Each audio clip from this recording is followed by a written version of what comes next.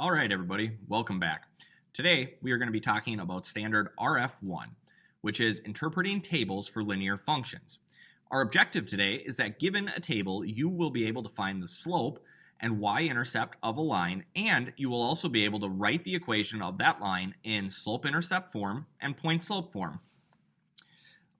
Recall that slope-intercept form is the form that you are probably most familiar with, which is y is equal to mx plus b. Remember that in this form, your slope is always going to go where m is.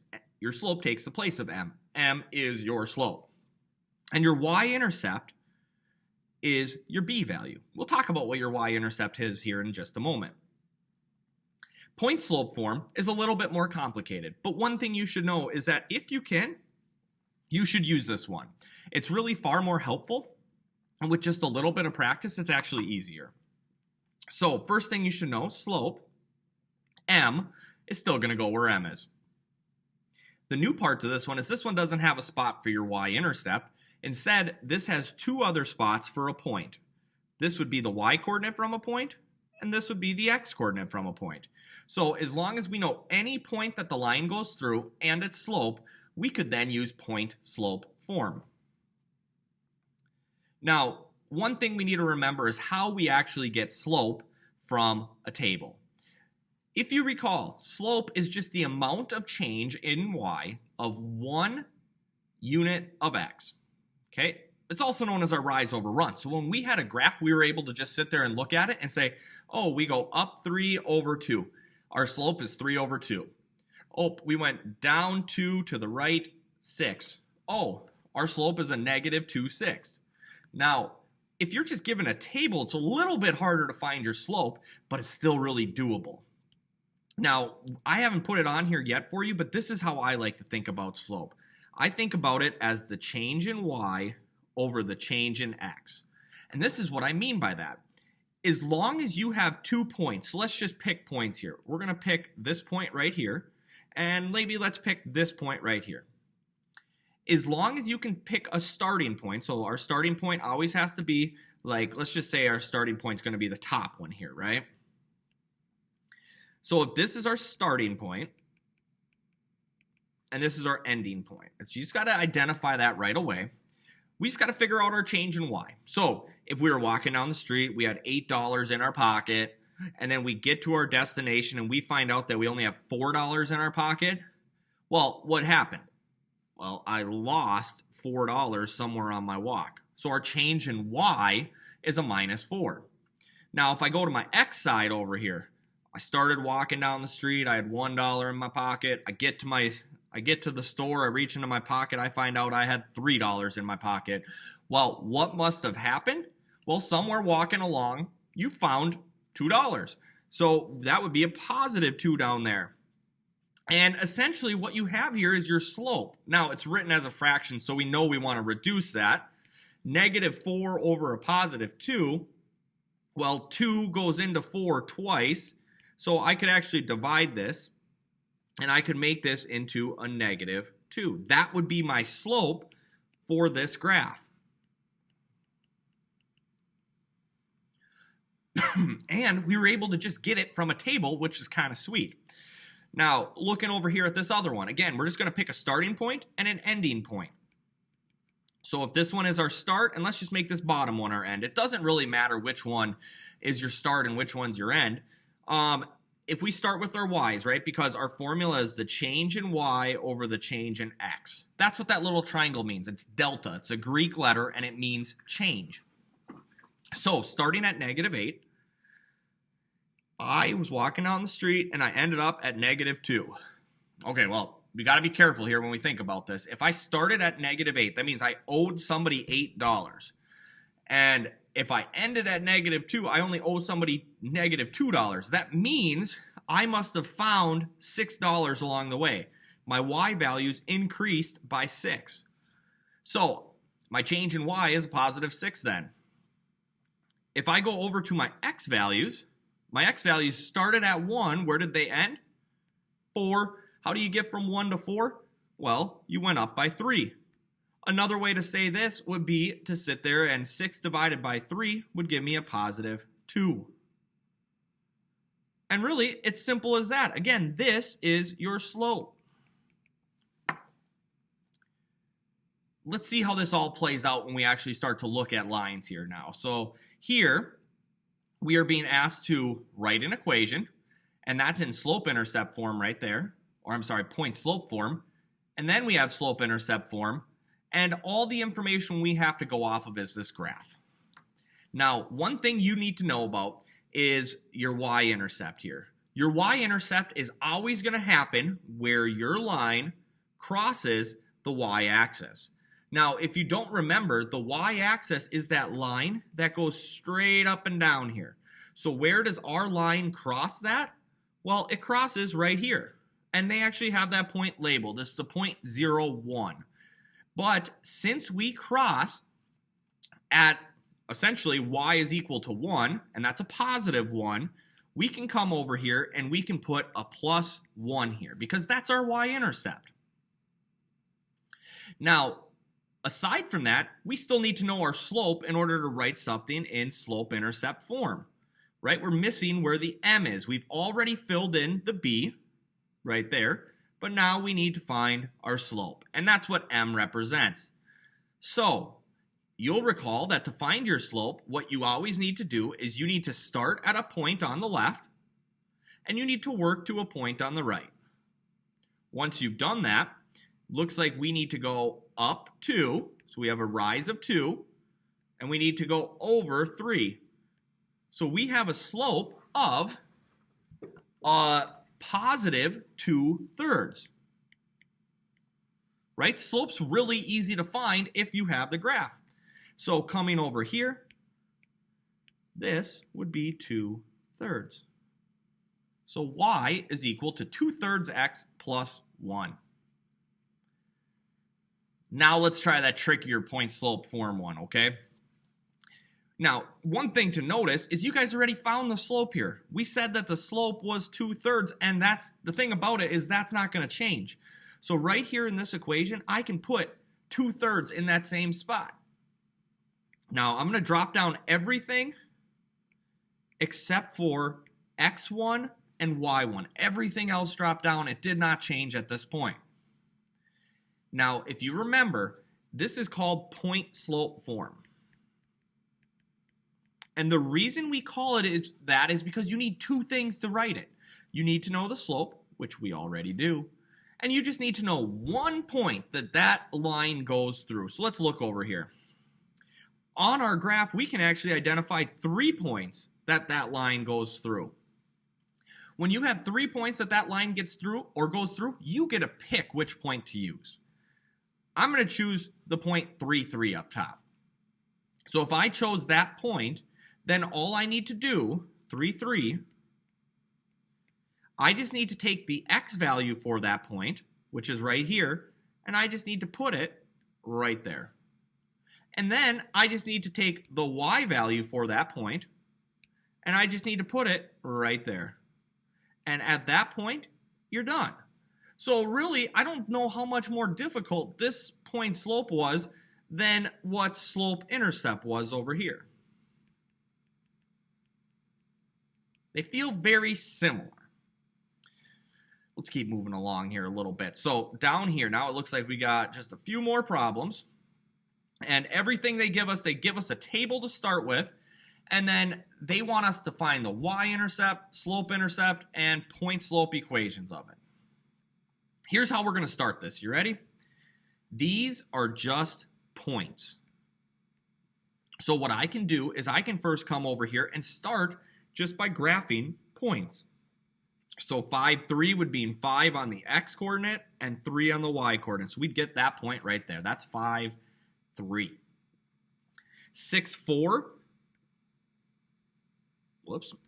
would mean 6 on the x-coordinate, 4 on the y-coordinate. So if I go over 6, 1, 2, 3, 4, 5, 6, and I go up 4, 1, 2, 3, 4, I will get my point right there.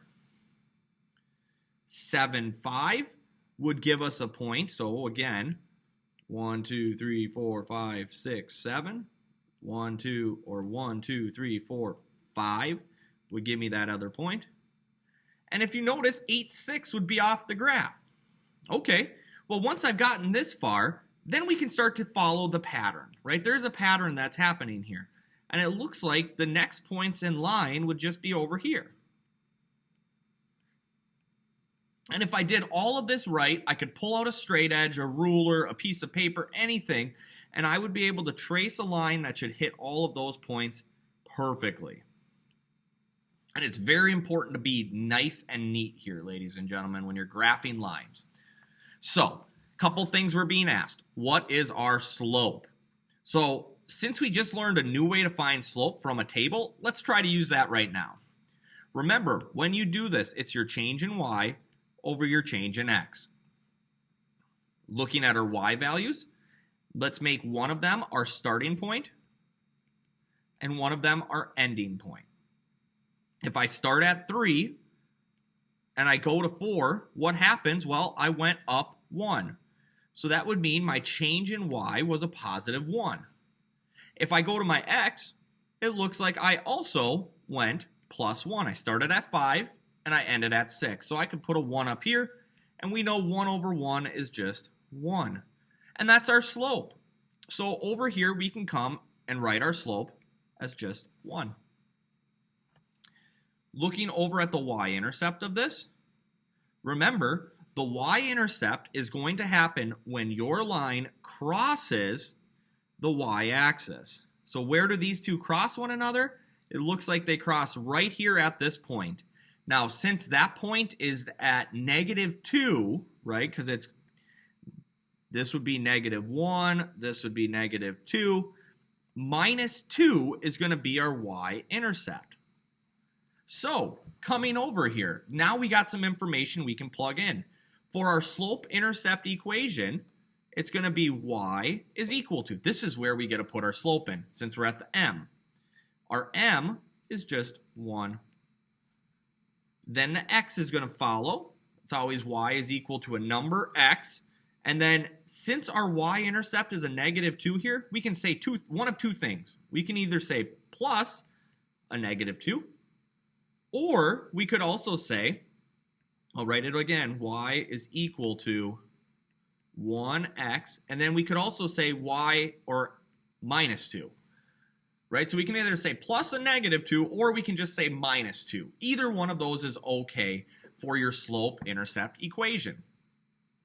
Now, looking quickly at your point-slope equation, remember, we just need to have the slope, which we do, check, and we need to have a point. Now, if we're looking at our graph, there's a ton of points we can choose, but it's also important to remember that up here, this was a point too. And so was this, and so was this, and so was this. You can actually pick any of those if you wanted to. So I like the numbers 8 and 6, so I'm going to choose this as my point. 8 and 6 is a coordinate of a point. So if I use the point 8, 6, this is the x value of it, and this is the y value of it. So in order to do this then, we are going to put 1, right, our slope is going to go right where the m was. Then I'm going to drop everything down. Here's the x, here's the minus, here's the y, here's the minus. And then I just need to put x and y in the right spot. So I'm going to put 6 right there, and I'm going to put 8 over here, which would make this your point-slope equation. Now, it's important to know that if you chose a different point, your equation would look different, but they're actually the same. And we'll talk about that more as we go, but for right now, this is good enough. Let's do one more problem together, and I'm going to leave you these last 3 to do on your own. So when we get to this problem, again, we have our table of values. We should first start by maybe trying to graph those values. So if I tried to graph this first point here, -6, 11, I would need to start at 0, 0, and I go 1, 2, 3, 4, 5, 6 to the left.